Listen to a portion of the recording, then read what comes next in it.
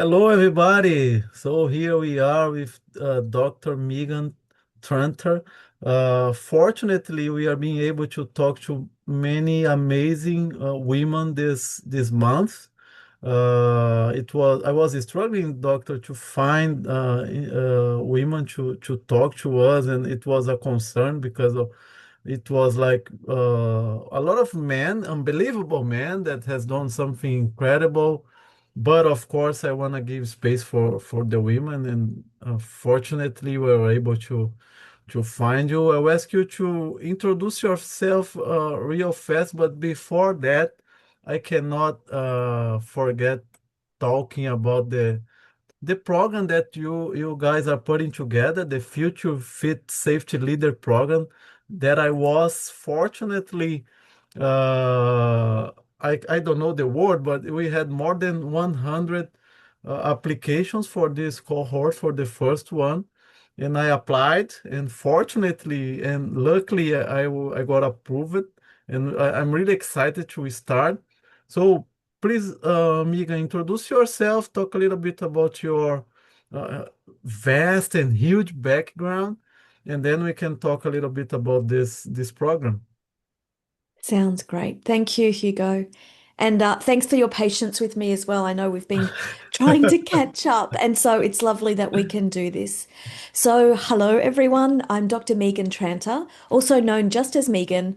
I think it's often fun to put the doctor in front of it. I have a doctor of philosophy. Actually, my research was on health and safety of young part-time workers in the fast food industry in Canada and the UK. And I did that many years ago, but it was a lot of hard work. So people often tell me that I should put the doctor up front. Okay, little bit about me. I've been working in health and safety now for 3 decades. So actually, this has been my entire career after graduating from university and then moving through this career. I actually started as an industrial hygienist or an occupational hygienist, and I'm a certified industrial hygienist. Did that exam, very difficult exam, I would say. I don't ever want to do that exam again.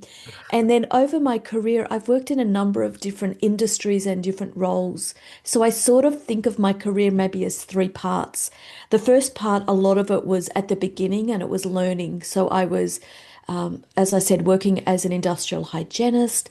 I worked as the equivalent of a government inspector. Interesting stories about that. And then I worked in the mining industry for a while as well.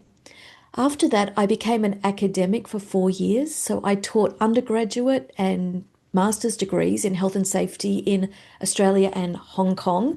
And then one day I thought to myself, I need to get what I call a real job in inverted commas, because I was seeing all of these people that I'd graduated with working in these big companies and actually as a practitioner in health and safety. So that started this journey for me, actually working in large companies in EHS roles. And I feel very honored to have been the top global EHS person in some really big brands, places like um, Amazon and PepsiCo. And most recently, I was with Netflix. And that experience was interesting because it sort of took me from being very practically and technically strong in health and safety to needing to figure out how you communicate with executives and teams to influence and engage them and convince them around the topic of health and safety. And I often say, like, it wasn't easy. None of this is ever easy. So if anyone tries to tell you it is, it's not. But certainly there's a lot of growth there as a business executive and being in these very senior level meetings as well. And then most recently now for the last 2 years, I've pivoted again in my career and I am coaching. So I'm an ICF credentialed coach. I coach on executive coaching topics. A lot of my clients are EHS professionals. And then also I offer different programs to support EHS professionals as they start thinking through what do they want in their career, what if things are going well, but what if there are opportunities? And how can I guide and support them so they can meet their goals or the goals that they'd like to achieve?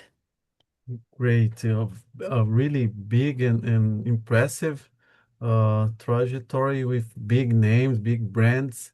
that we don't, for ethical reasons, we doesn't go inside of those companies, but probably those big companies, they have something in common that others doesn't have. So could you tell us a little bit about what of, for example, a person that is in the middle of the career, middle roles, or even high roles, and wanna achieve those kind of roles in a big company and a branded company like a VP level, what those companies looking for when they are watching when they are looking for the safety professionals? Yeah, it's a really great question. And it's sort of this question around also how do you go from, say, a technical role and a more junior role, and how do you pivot or grow out of those roles, still keeping good technical competence, but then being able to show leaders that you understand the business, understand what they're going through and the priorities, and actually can talk the language of business so that people can understand what you would like them to focus on or what the important areas are. So I think maybe in terms of some tips of people who might be in middle management, I think the first thing maybe to think about is focus on what is it that you'd really like to do? You know, what is this future role that you'd like to have? Are you happy, for example, being a technical expert? And Hugo, let me share that I have zero judgment around whether EHS people should stay as a really strong technical expert or if they should go into a different type of leadership track. I think different companies, they need all of these roles. And so I would encourage your audience here to think about, you know, what is it that they like about their role, that they like about the work, and perhaps the place where they're working, and then sort of bring those together to figure out what that next step would be for them. But one thing I see a lot is middle management. So in EHS, middle managers, that layer there, is being able to translate and understand what is it that is important to a business and how do you both learn that as well as communicate that to the different business leaders so that they can align with what you're talking about. So what does this mean? It means things like being able to talk in a way that the business understands. So I think all of us who've studied health and safety and have worked in health and safety appreciate that it really is quite a technical profession. You know, some people might say it's common sense, and I agree with that, but I would also suggest that there are so many different technical topics and areas we are traversing across different levels in an organization from frontline employees, potentially all the way up to C-suite executives and perhaps even a board. And there are not many of those type of jobs where there's that opportunity to be able to do that. So being able to understand the business and then, for example, know how to talk to people so that if you're talking to someone on the shop floor, you know, a frontline employee, you might talk a certain way with them. Whereas when you talk with the more senior people, it's actually a total different business language. The speed that they operate, the depth of topics they're talking about, the breadth or the width of topics, all of that. It's important to be able to come to their level and speak in a way that they understand. Yes, this is something that most of the safety professionals, EHS professionals, they struggle with. Not only talking to people higher in higher positions, but also in lower positions because we are in between over there. And I think that we miss a lot of active listening. That is something that I wanna bring to this conversation. Usually, the EHS professionals, they are waiting, not only them, but usually they are waiting for people to talk, just to respond, because they already have drove some conclusions about what happened, mainly when we are talking about unexpected events or accidents or anything. So they have a conclusion already before the person starts to talk. So can we avoid those kind of behaviors and try to take the opportunity to learn and to extract uh, good information from those people? I love that we're talking about this, Hugo.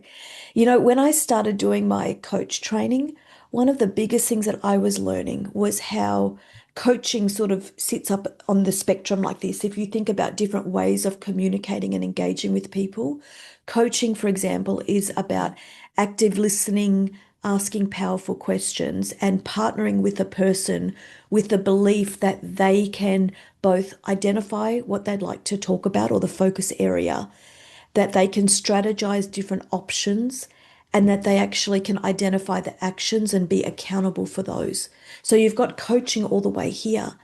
Then the other thing I was learning was how there are different ways of communicating with people, whether it's training, mentoring, teaching someone, directing someone. And I think a lot of the time, what we do as safety professionals is a lot of training and then also directing.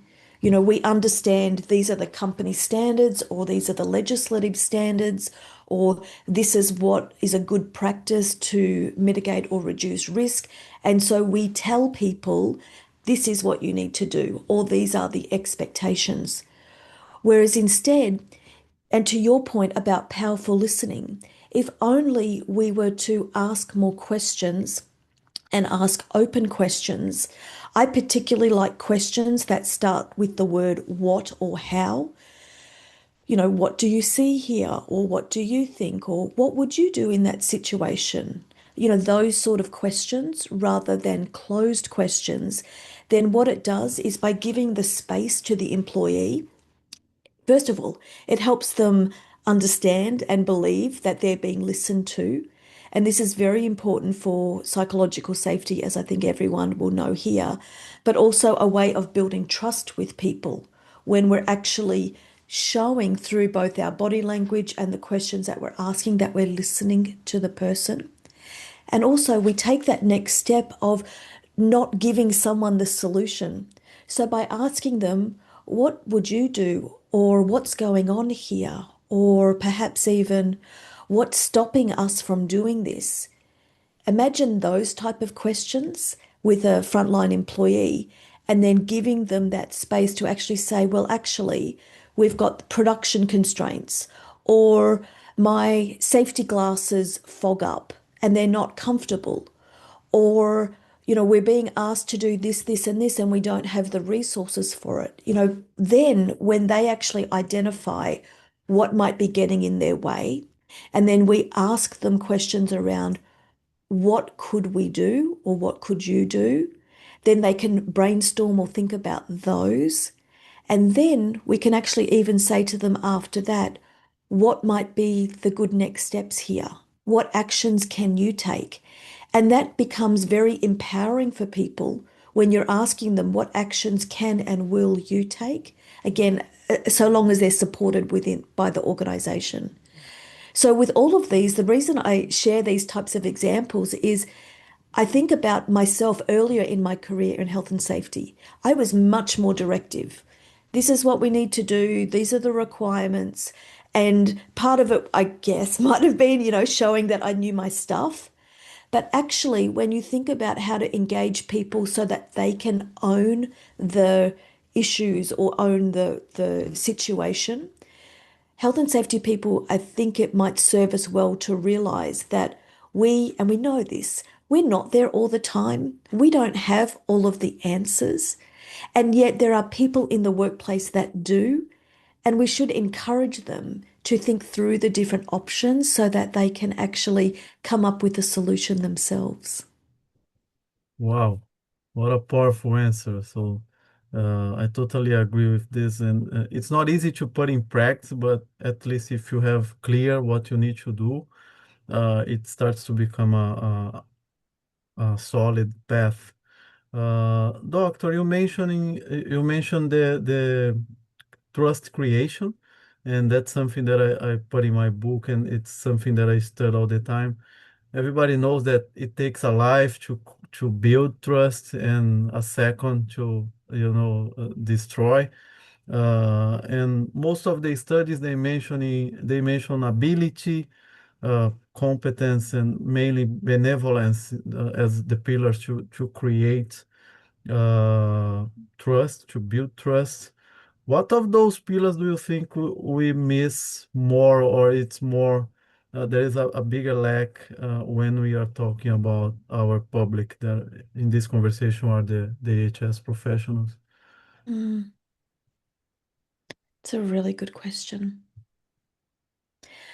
I think the thing that we often think about is that people build trust in and receive trust in different ways. Yeah, So the way that, for example, I might feel trust with a person is different to the way that you might feel trust with someone. exactly. So let's say someone like me, I might trust someone more when I'm just going to give you an example, when they deliver results. I Okay. think back to my corporate days. And I I loved it when I'd have team members who would say that they'd take responsibility for something and they would deliver that project or deliver that result. And that felt a very trusting relationship to me. Yet other people, what they may need for trust might be to have a beautiful relationship with someone where they feel like they're being listened to and they have a level of warmth with a person. And that might become very important to them for the way that they trust. So if you can even see those two different examples there, what I am looking for to feel trust with someone is really different to someone else who mightn't have as much focus, say, around the results, but it's more important to them that they have this warm business relationship with someone. So I think that when we start understanding that we are all different people and that we all have different ways of both building trust with people and also receiving trust with people, and just taking a moment to think about that, then treating every person as an individual and not just assuming, oh, because I did something this way, it means that you will trust me. I don't think that that's necessarily a true statement. So when you decided to create or co-create the institute for coaching the safety professionals, what triggered this? Were you watching the marketing or in your teams at the time? So what was the idea behind it? Because probably you didn't find something that you were looking for and said, okay, I can provide this. Yeah. Uh, I don't know if it's only one or two or tenth reason, but something that was the definitive thing that brought you this idea and made you put in practice. So, the Institute for Safety Coaching and Leadership is a professional association that a co-founder and I set up about 6 or 8 months ago now. Yeah, And what we're wanting to do with the Institute is to build a movement around the modality of coaching in the context of safety. And we set this up because we believed that frontline employees and supervisors and safety people and executives can have better conversations about health and safety if we thought about the modality of coaching. And right. so it's interesting because there is a different time and place for different ways of communicating. Like I mentioned before, if there, for example, is a high risk situation, people need to communicate directly. It's not then a coaching conversation at that point in time because there might be an imminent risk. Or if there's a person who just doesn't understand a certain topic, coaching conversations equally may not work. They may need training or mentoring and so forth.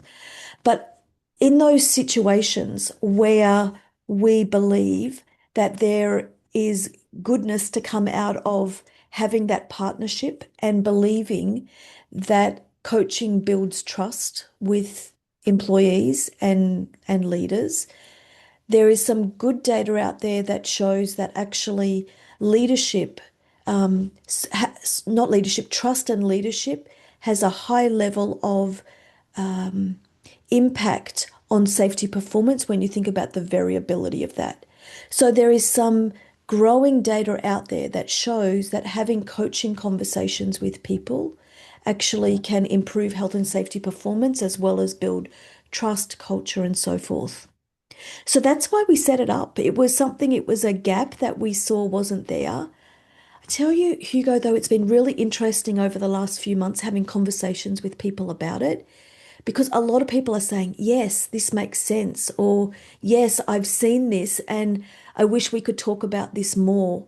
And I think it is very well aligned also with different philosophies and approaches with health and safety, because what it's about is saying if we could have those better conversations, we will be able to empower people to believe that they, number one, have the solutions, number two, that they're being heard and listened to, and number three, that they can take accountability for the actions and actually move forward. And the whole idea with coaching, even more broadly as a profession, is that coaching is about partnering with people in this creative, inquisitive, curious inquiry with the belief that people have the solutions to the problems they have and that they continue to move forward on that. So it just feels like this really good nexus or connection point between coaching and health and safety, bringing them together to see what we can do here. Wow. Yeah, really, really something similar to what I did when I started thinking about. I have a mentoring program here in Brazil, and it's something that I wanna. It's been a while since I wanna ask somebody with same difficulties because when I started my mentoring, it's not a coaching, it's more a mentoring program. But some of my mentees they mentioning some kind of uncredibility with coaching process. I think most of the coachings that we saw over there in many other fields like diets and selling land on the moon and all this kind of stuff, somehow they did a really bad job to the serious coaches and the strategy and the methodology.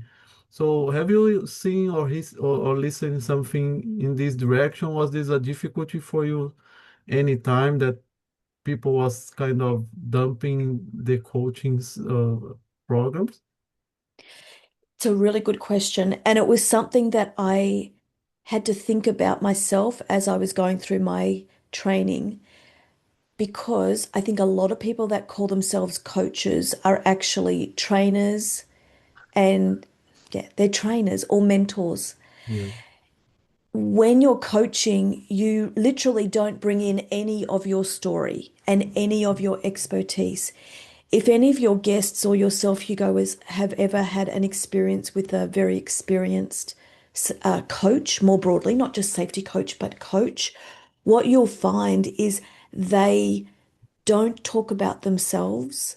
They don't give you advice. They don't tell you what to do. They ask these powerful questions, which are designed for you to think through and come up with ideas and options for yourself. And so I find for myself as a coach that one of the first things that I do in my coaching sessions is I share a little story with people to say, you know, if you've had coaching before, you might have experienced it in different ways. And I share with them the difference between coaching and consulting and mentoring. And then what I do in coaching conversations, if they are asking me for input or advice or consulting, I will ask them, are you asking my opinion for this? And then I would tell them that I'm taking my coaching hat off and I'm putting my consulting hat on. And I think we need to be really clear with this because a lot of people who are, like I said before, are trainers, they're now calling themselves coaches, but they're actually still telling people what to do. And in the purest sense, that's not what coaching is.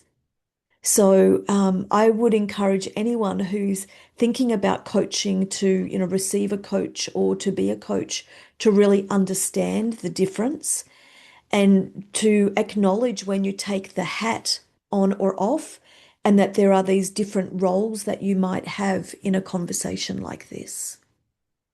Yeah, that's the same idea that I have. I think those kind of uh, unprepared coaches, they do a really bad service to not only to their clients but also for the other coaches that do a good job, because they are somehow putting the whole idea back. People are getting afraid of being in a coaching program because they think, oh, it's one more smart person trying to take my money.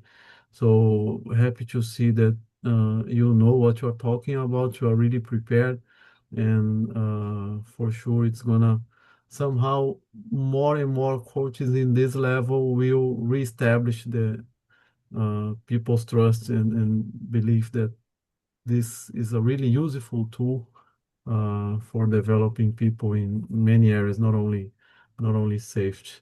Megan, let's talk a little bit about the program that you guys are putting together. So, if you can talk a little bit how it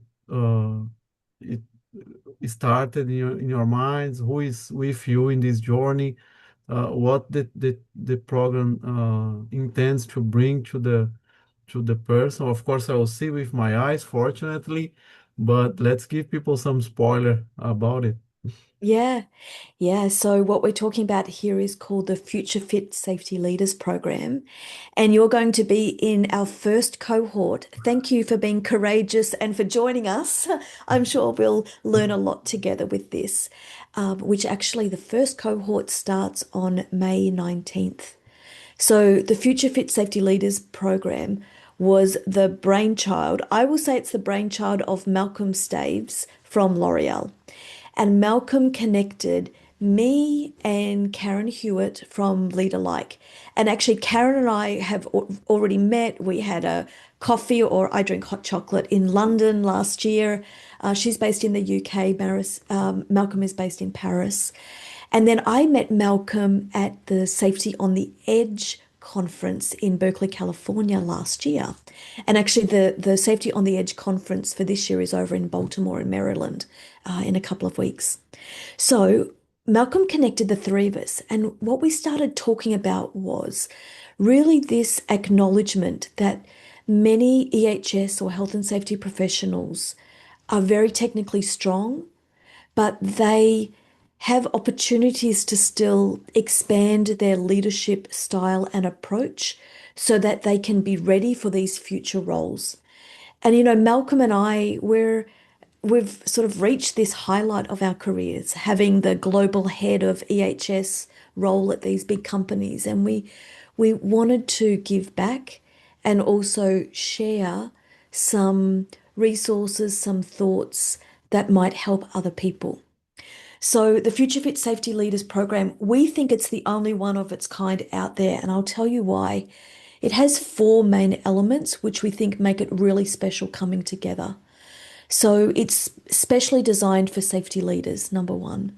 But the four elements of it are, we start with a 2-day workshop where Karen actually runs this. I think Karen speaks 6 different languages or something, but we're going to run the Oh, first one in English. Yes. And what we're doing is focusing on those influencing and engaging and strategic skills that might help you as you want to progress your career in EHS. So that's 2-day in a small cohort setting. Then, after the 2-day workshop, I'm going to be running activation sessions over 8 weeks where I have got the most amazing EHS executives to come and talk with the cohort each week for an hour over 8 weeks. And we're going to do it a little bit of podcasty style because as you, I also have a podcast and I really enjoy both speaking on podcasts and interviewing people on podcasts. Nice. So this is nearly like a mastermind for the participants, where we've got these amazing both EHS executives, we've got some researchers and people from different backgrounds and experiences that we've hand chosen, and they've been very gracious in agreeing to join us with these 8 weeks of conversations. They just go for an hour once a week for 8 weeks. During the program as well, we are providing the participants with three 45-minute one-on-one coaching sessions with a coach. So it sort of links to what we were talking about before. Imagine if you could really experience what it's like to work with a coach. And many of us never get this experience. It's, in the companies we work for, it's often given or offered to more senior people. And we wanted to have our participants in Future Fit Safety Leaders experience it and also see how much you can grow as a person when you have a coach by your side. And then the fourth element of the program is a business impact project. So we'll be supporting people as they put together, they think through a business project, and then the deliverable for them is a one-page summary, an output. And again, part of this is thinking through what would both be value added for EHS leaders, what experiences would be value added, what is the community that they can build in essentially this mastermind, and then also what is something that they can leave at the end that when their boss says, or they go and say to their boss, I've just done this amazing program and I've got an idea for you. Or I have a thought, that it's a well thought out business impact project that can make a difference on the business that they're working in. So we've brought all of this together. As you mentioned, we had a large number of applicants for the first cohort, which we're really grateful for. And it was really difficult choosing and inviting the small number that we have for this intimate cohort that starts really soon. But we're offering more. We haven't announced it yet, Hugo, but if people want to connect with me or Malcolm or Karen or you, they're very welcome to, and we'll tell you about the new ones that are coming. But we haven't quite announced those yet, but we hope to continue with more. Yeah, I really enjoyed the initiative. When I saw the marketing, the promo of the training, I said, "Hey, that's exactly what I was looking for." Having like interesting and reference people talking and sharing knowledge and difficulties and experiences, and also creating a network. And I think this you guys got it straight to the point when you decided to put this together. And I'm pretty sure that it's going to become a really a reference in our role, that we don't have many offers in this matter. But something that me as a safety leader, a regional safety leader, I've been in many countries as well. I also speak some languages. I'm learning Chinese Mandarin because I was there last year, this year actually, and it was really tough not being able to communicate with frontliner operators. But you had many roles that you had global positions. So I want to ask you something about it. How is how is this in a position like this, trying to implement a program worldwide, considering differences in cultures, religions, local stuff, and everything? Can you share with us, of course, not mentioning where, but an experience that you had to implement something globally, and what kind of difficulties you face and how you overcame this? Because sometimes I got in this situation and I know it's not easy. Yeah, it's definitely not easy. I think the biggest thing I learned, and it did take me a little bit of time, is even if you have a vision and a strategy of what you think is the right thing to do, you need to have a level of humility and to understand that every different business unit within your organization, every country, uh, even every facility, they're all different. And my experience was that setting the strategy and the vision was really important for the role that I had. Even setting the standards or the business expectations was also something that then raised the bar for expectations of the companies that I work for around certain areas.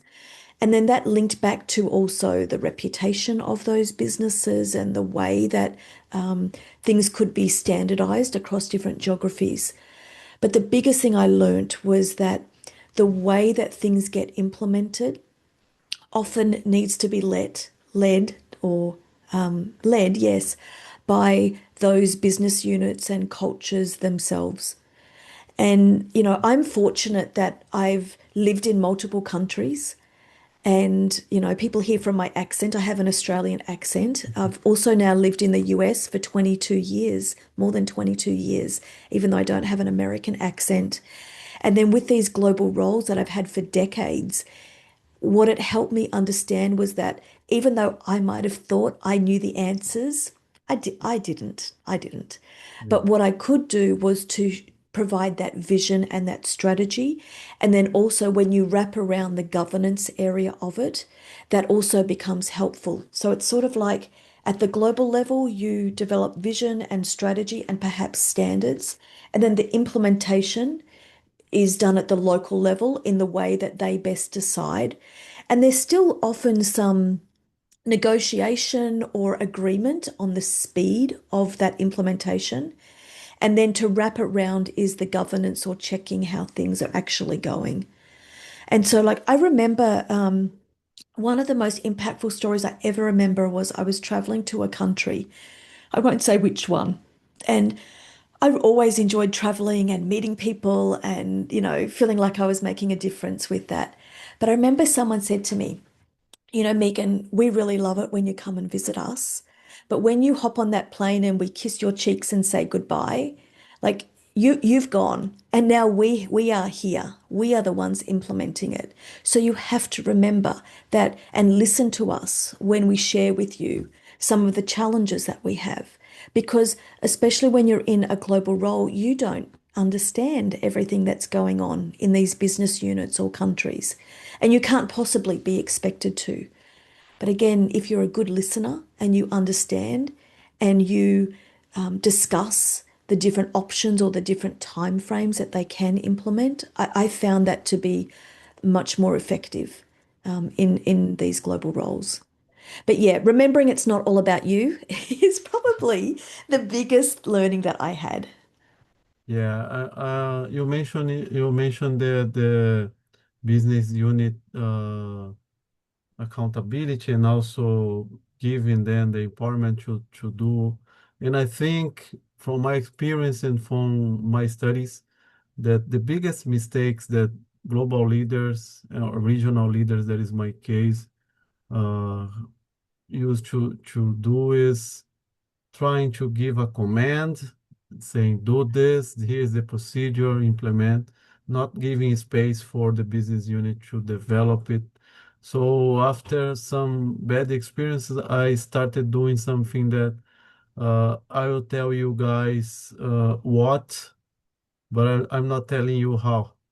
This is with the business unit, I will give you the north, the path to go, where we want to go. We could call this a strategy, but I'm not telling you at all how to do this. Even though I have my opinion, I'm not saying. I want to give you guys empowerment and space to surprise me and to bring ideas on how to do this in the best way. And since we have many business units in global companies, we have many opportunities to find the best way to do something. So really well said, because it's something that until today, many companies, big companies, strong companies, they do the same. They say, okay, I'm the global VP or I'm the global, I don't know what's the position. That's what I want you to do, and that's how I want this be done. And this is a really, really good, great, and big mistake. Yeah, and maybe to add on to that, Hugo, I think the challenge for people that are in the global roles is you often get asked to explain the performance and you get asked to explain it globally and then, some type of breakdown with different countries or business units or whatever it is. And so without standardized ways of measuring that, then that becomes really difficult. And Yeah. so I think this is why you often see it, which is why I mentioned the point about the governance at the end. Because what you can do is you can still set the mission and the strategy and the standards, which is to your point, the how, no, the what or the how? You are telling you what, but not What? how. There you go. So that is the what, that Yeah. part, right? And then you have the how in the middle, which is for them to decide. And Yes. hopefully they will benchmark with others and be inspired by others who've already figured some stuff out. For those global roles, though, at the end, when you're being asked to report out on the performance, there's often a way of standardizing the measurement that can be helpful as well. So I think that's often the biggest challenge for these global roles, and it's not just health and safety. It's many roles. It's probably all roles where a business is looking to understand how are we doing in this various topic or area, whether it's, finance, IT, HR, health and safety, whatever it is. Yeah. Megan, we are going to the end here. Unfortunately, when the conversation is good, the time flies. But Yeah. before that, I want you to talk a little bit about the award. You got awarded by a global award on the EHS field.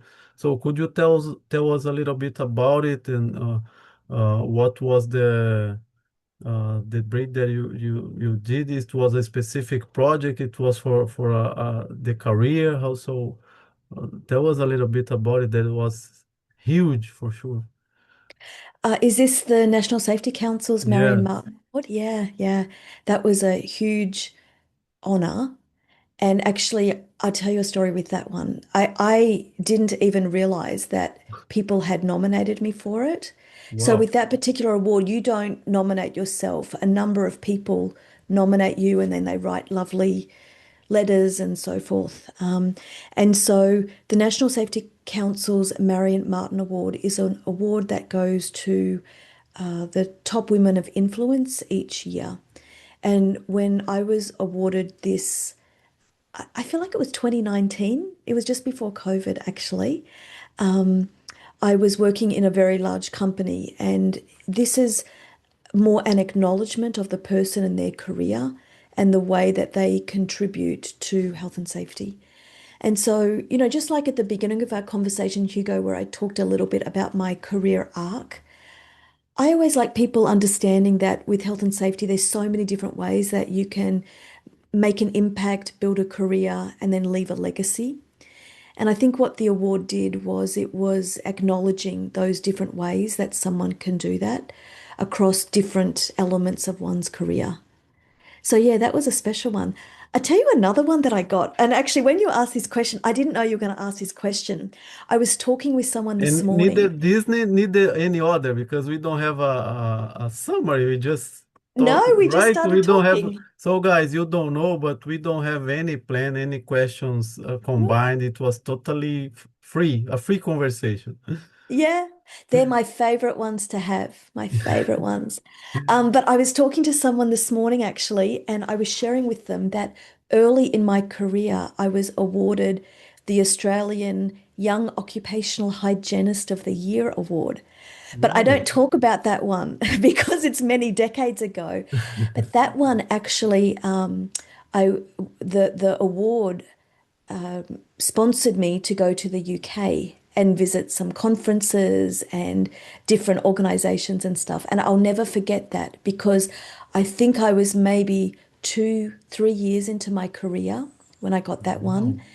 And it again, what it reminded me of is just how important it is to support people in health and safety, to recognize them, to mentor them, to coach them, all of this, so that we can build long and fulfilling careers in this profession, which I think is a noble profession, but not an always an easy profession. But Yes. the more we can support people, the better. And I just wanted to thank you because conversations like this, they reach many people and they help many people. So thank you for all that you do with your podcast and your book.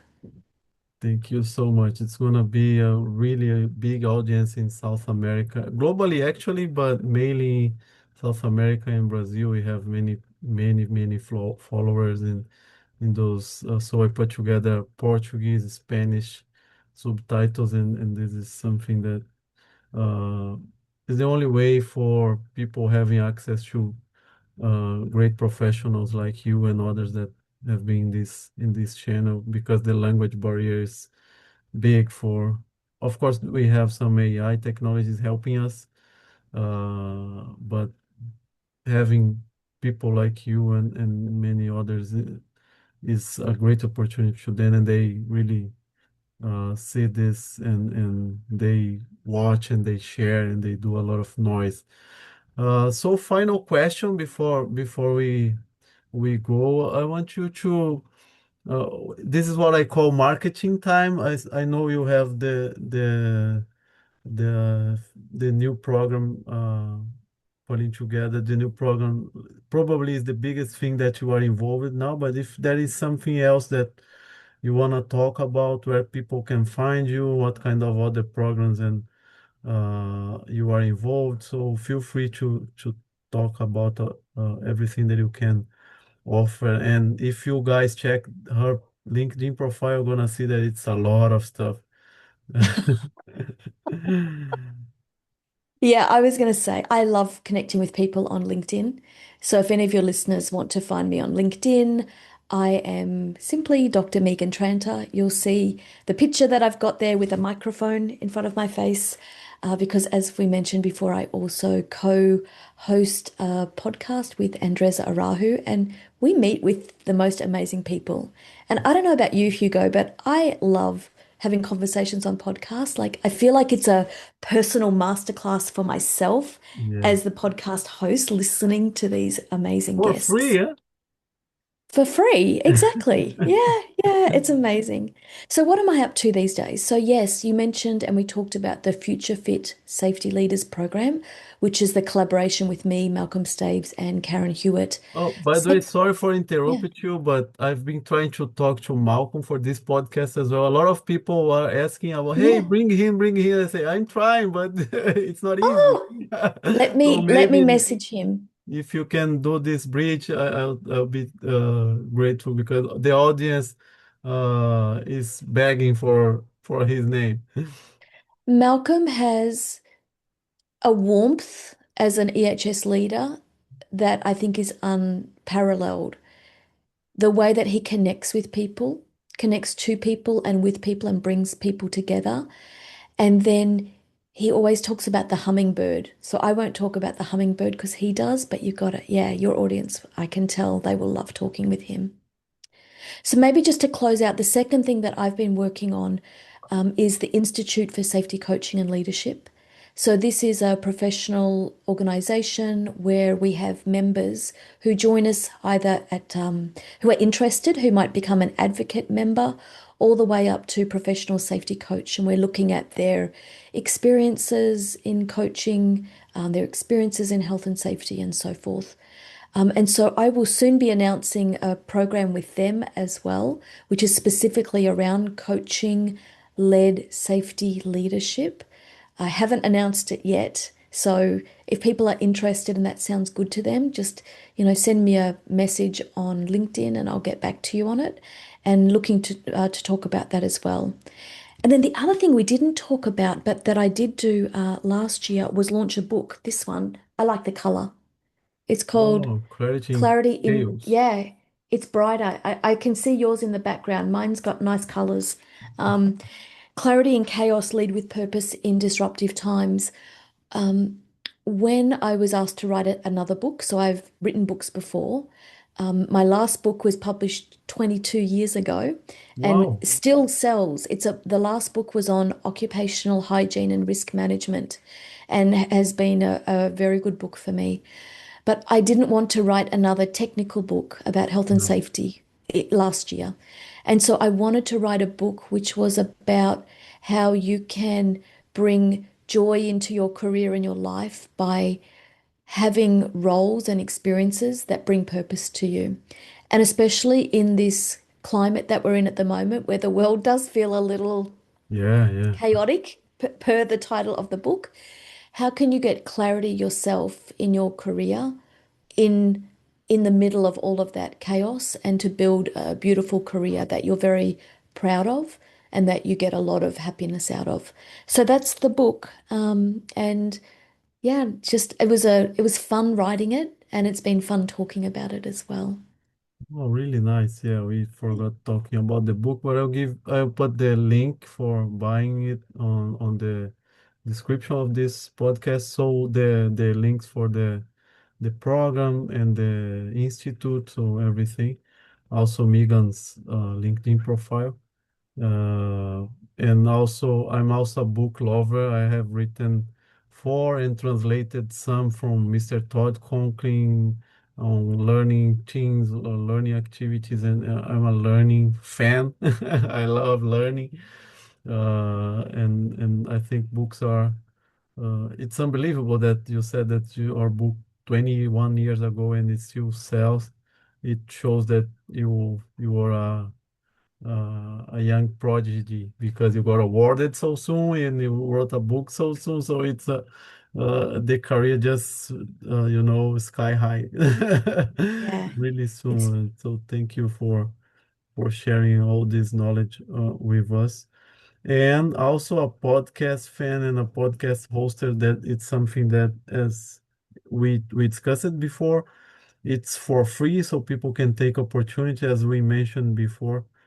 Sometimes the currency doesn't help if we are in some countries, but we always have opportunities to learn, to connect, to talk, to listen for free if we have a goodwill. People. I used to say that good people meet good people. Even if you don't look for them, they will reach each other somehow. So this was the feeling that I had when I saw your profile, when I listened your podcast, when I deep dive in the training promo, in the program promo before I got my application. I put my heart over there. That probably why you guys saw something and chose me, and I'm really, really, really grateful for being with you guys in those almost 10 weeks. I think I'm pretty sure it's going to be great. So thank you so much, Dr. Megan Tranter. Final words for you before we finish. And I really, really appreciate it for your time and for your wisdom shared with us. yeah, thank you. It's my pleasure to be here and talking with you, Hugo. Maybe just a few words for the audience at the end here is for those of you who are working in EHS, I often think about something that I don't remember someone who told me this, but they used to say as a parent that the days are long and the years are short. And I think that applies to our careers as well. Sometimes it feels like, you're going through these days and they're not easy days. Some days they're great. Many days they're not easy. Just remember, even with those long days, that you are making a difference and your legacy and the impact that you're leaving behind is for the betterment of humankind and for people. And I think that's what I love about this profession is this difference that we can all make with one another and especially with frontline employees. So thank you for the work that you're doing. Thank you for listening to our conversation. And it's been an absolute joy to be here. Thank you so much.